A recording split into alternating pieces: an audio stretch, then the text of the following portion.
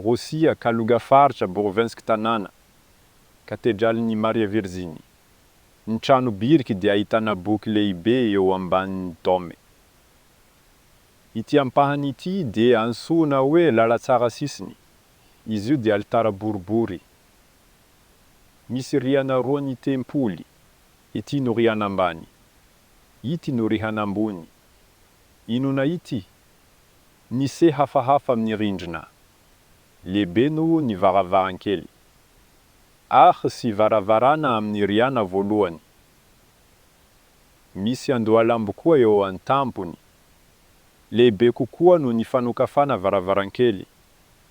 Azo heverina fa nisy varavarana teto. Andeha isika hijery avy any ampitan'ny tempoly. Ity ny varavarana mankany amin'ny rihana ambany. Eo amin'ny havon'ny rihana faharoa mijanona ny haingotrano vonjy maika. Ny habeny dia lehibe kokoa no ny varavarankely. Nisy varavarana koa teto.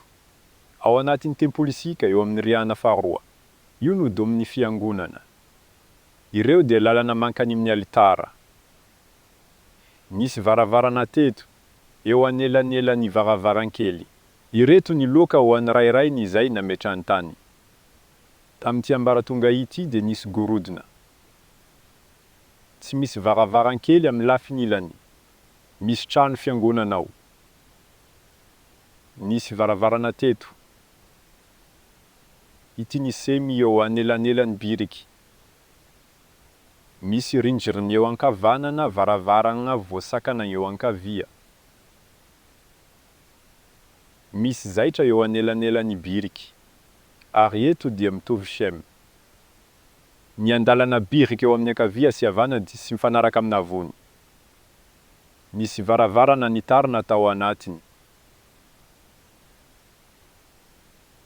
Avy any ivelany dia sy de midadasika loatra ny andohalambo. Andeha isika apita amin'ny rindrina mifanohitra. Io no sisin'ny tanin'ilay lalana voasakana.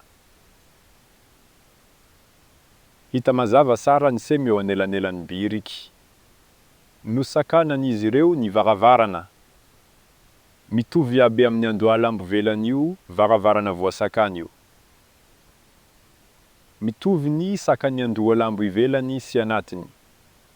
Na hoana no manao varavarana iray ambonin'ny iray, tsy mety izany.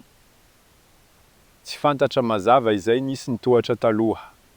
Ny tohatra makany amin'ny rihana faharoa dia manakana ny fidirana amin'ny rihana voalohany. Na hoana no manao varavarana ary avy eo manao biriky,